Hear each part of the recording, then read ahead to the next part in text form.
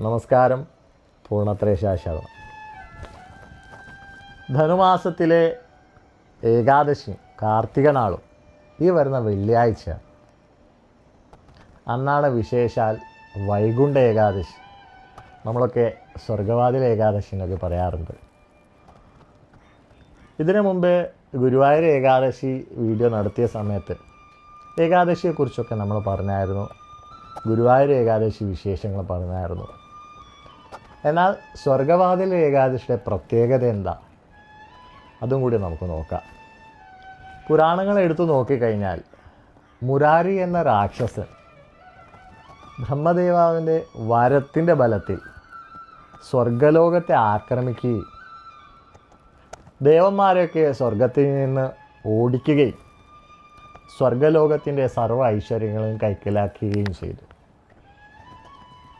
അഭയം തേടി ദേവന്മാരൊക്കെ ബ്രഹ്മലോകത്തിൽ ചെന്ന് കാണുകയും പ്രാർത്ഥിക്കണ സമയത്ത് ബ്രഹ്മദേവാവ് പറയാണ്, മഹാവിഷ്ണു ശ്രീമൻ നാരായണനാണ് ഈ ജഗത്തിൻ്റെ പരിപാലകൻ. ഇതിനുള്ള പരിഹാരം അദ്ദേഹത്തിൻ്റെ അടുത്ത് തന്നെ ആരായിക്കുകയും എന്നാണ് പറയുക. ദേവന്മാർ നേരെ വൈകുണ്ഠത്തിലേക്ക് ചെന്ന് കഴിഞ്ഞപ്പോൾ കാണാണ് ആ പാൽക്കടലിൽ ഭഗവാൻ ക്ഷീര സാഗര ശയന നമോ ക്ഷീര സാഗര ശയന നമോ. ആ പാൽക്കടലിൽ ഭഗവാൻ സുഖനിദ്രയിലാണ്. ഭഗവാൻ ഇങ്ങനെയൊക്കെ സ്തുതിച്ച് അവരവരുടെ സങ്കടങ്ങൾ പറഞ്ഞു കഴിഞ്ഞപ്പോൾ ഭഗവാന്റെ ആ ഒരു ചൈതന്യം കൊണ്ട് ഒരു ഭഗവതിയുടെ ആവിർഭാവം ഉണ്ടായി. ആ ഭഗവതി മുരാരി അദ്ദേഹത്തിൻ്റെ അച്ഛനും എല്ലാ ദാനവന്മാരെയും നിഗ്രഹിക്കുകയും ദേവന്മാർക്ക് സ്വർഗലോകവും സർവ്വ ഐശ്വര്യങ്ങളെയും ആ സ്വർഗ പദവിയും വീണ്ടും നൽകുക ചെയ്യുക.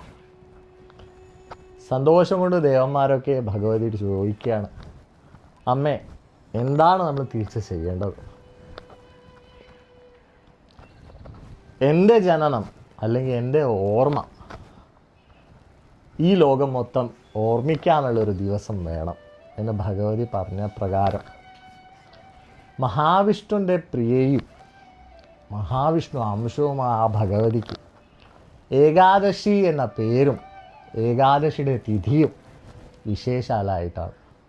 അതുകൊണ്ടാണ് ഏകാദശി എന്ന ആ നാള് മഹാവിഷ്ണു പ്രീതിക്ക് വേണ്ടി നമ്മളെല്ലാവരും മാറ്റിവെക്കണം.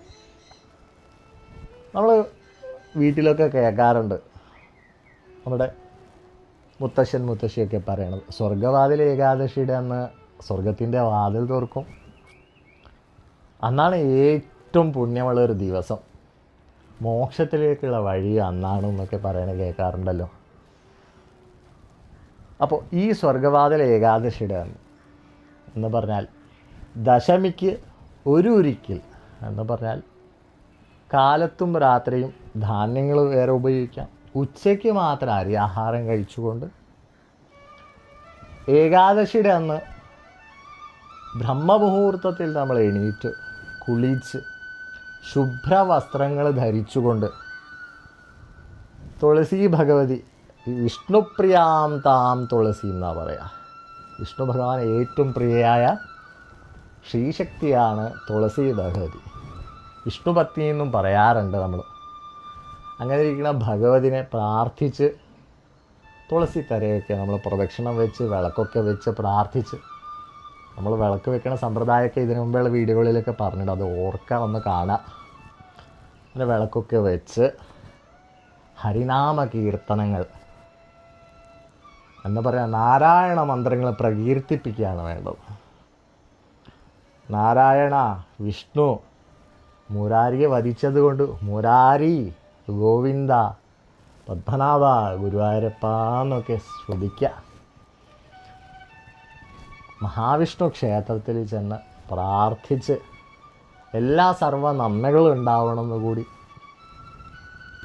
പ്രാർത്ഥിച്ചുകൊണ്ട് ഭഗവാന്റെ ഇഷ്ടസൂക്തങ്ങളായ വിഷ്ണു സൂക്തം, പുരുഷ സൂക്തം, ഭാഗ്യസൂക്തം, സഹസ്രനാമങ്ങളും കൊണ്ട് അർച്ചന പുഷ്പാഞ്ജലിയൊക്കെ നടത്തിക്കൊണ്ട് അന്നേ ദിവസം മൊത്തത്തിൽ നാരായണ മന്ത്രം മാത്രം ജപിച്ചുകൊണ്ട്, നമ്മൾ മനുഷ്യരാണ്, ജീവിതത്തിൽ നമുക്ക് ഭയങ്കര ചാഞ്ചല്യം, കുരങ്ങനെ പോലെ എന്നാണല്ലോ പറയുക മനസ്സിനെ. ഇപ്പം നിന്നടുത്ത് കുറച്ച് കഴിയുമ്പോൾ നിൽക്കില്ല. എന്നാൽ അന്നേ ദിവസം എല്ലാ ദുശ്ചിന്തകളൊക്കെ മാറ്റി ദൂരാക്കി നല്ലത് മാത്രം കേട്ടുകൊണ്ട് നാരായണനെ ഭജിച്ചുകൊണ്ട് ആ ദിവസം പുണ്യമാക്കി തീർക്കുക. സന്ധ്യയ്ക്കും വിളക്ക് വെച്ചുകൊണ്ട് സന്ധ്യാദീപത്തിൻ്റെ സമയത്ത് പ്രാർത്ഥിച്ച്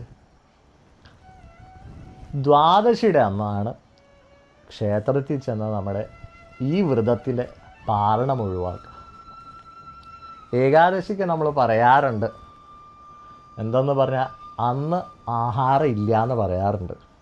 വ്രതമായിട്ടാണ് കണക്ക്. മനുഷ്യനാണ്, സാഹചര്യങ്ങളൊക്കെ ബുദ്ധിമുട്ടാണ്. അങ്ങനെയുള്ളവർക്ക് ഫലങ്ങളോ അരി ഒഴികെയുള്ള ധാന്യങ്ങളൊക്കെ സേവിക്കാം. എന്നാൽ ദ്വാദശിയുടെ അന്ന് അമ്പലത്തിൽ ചെന്ന് പ്രാർത്ഥിച്ച് തീർത്ഥമൊക്കെ സേവിച്ച് പാലണം വിട്ടതിന് ശേഷം അരി ആഹാരമൊക്കെ കഴിക്കുക. അപ്പോൾ ഏകാദശി എന്താ പ്രാധാന്യം? വൈകുണ്ഠ ഏകാദശിയുടെ അന്ന് വ്രതം കാര്യങ്ങളൊക്കെ നോക്കി നല്ല രീതിക്ക് പ്രാർത്ഥിച്ചു കഴിഞ്ഞാൽ എല്ലാ ഏകാദശികളിലും വിശേഷമായിട്ടാണ് ഈ വൈകുണ്ഠ ഏകാദശിയെ പറയുക. എന്താ പറഞ്ഞാൽ വ്യാഴനെ കൊണ്ടുള്ള ദോഷങ്ങൾ ജാതകവശാൽ ആർക്കെങ്കിലുമൊക്കെ വ്യാഴൻ്റെ പ്രീതിക്കുറവുണ്ട്, എന്തെങ്കിലും ദോഷങ്ങളൊക്കെ ഉണ്ടെങ്കിൽ, വ്യാഴനെ മൗഢ്യമുണ്ട്, ജാതകാൽ വ്യാഴനെ പാപദോഷമൊക്കെ നിൽക്കുന്നുണ്ടെങ്കിൽ അന്നേ ദിവസം ഈ വ്രതം നോക്കണേ വളരെ ഉത്തമമായിട്ടാണ് പറയുക. വ്യാഴപ്രസാദം വളരെ ഉണ്ടാവാൻ ഇത് ഗുണം ചെയ്യും ജീവിതത്തിൽ. അതേപോലെ തന്നെ മഹാവിഷ്ണു പ്രീതി എന്ന് പറഞ്ഞാൽ പരിപാലനം, ഈ ശരീരത്തിൻ്റെ അകത്തിരിക്കണ ശൈവ വൈഷ്ണവ ശാക്തേയ ചൈതന്യങ്ങൾ എന്ന് പറഞ്ഞാൽ ദാരിദ്ര്യ ദുഃഖഹരനായ നമഃശിവായ എന്ന് പറയാം. ശൈവമായതു ദുഃഖങ്ങൾ തീർക്കാൻ, വൈഷ്ണവമായ പ്രീതി ഐശ്വര്യവും സമ്പത്തും സമൃദ്ധി വരാൻ വേണ്ടിയാണ്. അപ്പോൾ വൈഷ്ണവ പ്രീതി കൊണ്ട് വീട്ടിൽ എല്ലാ സമൃദ്ധികളും സന്തോഷങ്ങളും ഉണ്ടാവട്ടെ എന്നാണ് പറയുക. എന്നാൽ എന്തൊക്കെ ചെയ്യാൻ പാടില്ല? നമ്മൾ വീട്ടിൽ ശുദ്ധമായിട്ടുള്ള രീതിക്ക് ഭക്ഷണം ഉണ്ടാക്കുകയും വീടൊക്കെ അടിച്ച് തളിച്ച് വാരി പുണ്യാഹം തളിച്ച് ശുദ്ധമാക്കി കുളിച്ച് ഭക്ഷണം വയ്ക്കുക. പാകം ചെയ്യുമ്പോഴൊക്കെ താമസ രാജസ ഭക്ഷണങ്ങളൊക്കെ ഒഴിവാക്കി സാത്വികമായ ഭക്ഷണം കഴിക്കുക. നമ്മൾ കുളിച്ച് ശുദ്ധമായതിന് ശേഷമാണ് ഭക്ഷണം ഒക്കെ ഉണ്ടാക്കേണ്ടത്. എണ്ണ തേച്ച് കുളിക്കാൻ പാടില്ല. വ്രതമുള്ള സമയങ്ങളിൽ എണ്ണ തേച്ച് കുളിച്ചൂടാ എന്നൊരു നിയമമുണ്ട്. ആഹാരമൊക്കെ ഉണ്ടാക്കുമ്പോൾ അശുദ്ധമാവാണ്ട് നോക്കുക, വറ്റാവാണ്ട് നോക്കുക. നമ്മൾക്കൊക്കെ ഒരു സ്വഭാവം ഉണ്ടല്ലോ, എന്തെങ്കിലുമൊക്കെ ഉപ്പും എരിവ് പുളിയൊക്കെ പാകാണോ എന്ന് നോക്കണ ശീലമുണ്ടല്ലോ, അതൊന്നും പാടില്ല എന്ന് പറയാം.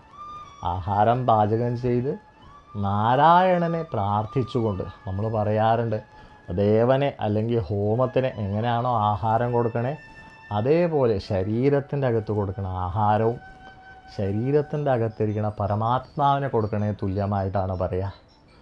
അപ്പോൾ ആ ആഹാരം ഹോമിക്കണ പോലെ നമ്മുടെ ശരീരത്തിൻ്റെ അകത്തിരിക്കണ നാരായണൻ സമർപ്പിക്കുക എന്നതാണ് വേണ്ടത്. അങ്ങനെ ഈ ഏകാദശി വ്രതം ശ്രീനാരായണൻ സമർപ്പിച്ചുകൊണ്ട് നല്ല ഭക്തിയോട് ശ്രദ്ധയോട് നാരായണ മന്ത്രങ്ങൾ ജപിച്ചുകൊണ്ട് നാരായണനെ സംബന്ധിച്ചുള്ള എന്തൊക്കെ ഉണ്ടോ പ്രകീർത്തനങ്ങളായിട്ടോ പുരാണങ്ങളായിട്ടോ സ്തോത്രങ്ങളൊക്കെ ആയിട്ടോ വൈഷ്ണവമായ അംശങ്ങൾ കൊണ്ടുള്ള എല്ലാ പ്രീതി ഉണ്ടാവാനുള്ള അനുഗ്രഹം ഉണ്ടാവാനുള്ള കർമ്മങ്ങൾ ചെയ്തുകൊണ്ട് ഭക്തിയോട് ശ്രദ്ധയോട് ചെയ്യാം. എല്ലാ നന്മകളുണ്ടാവട്ടെ, എല്ലാ സുഖങ്ങളുണ്ടാവട്ടെ, ലോകത്തിന് മൊത്തം നന്മ ഉണ്ടാവട്ടെ. പൂർണ്ണത്രേശ ശരണം. നമസ്തേ.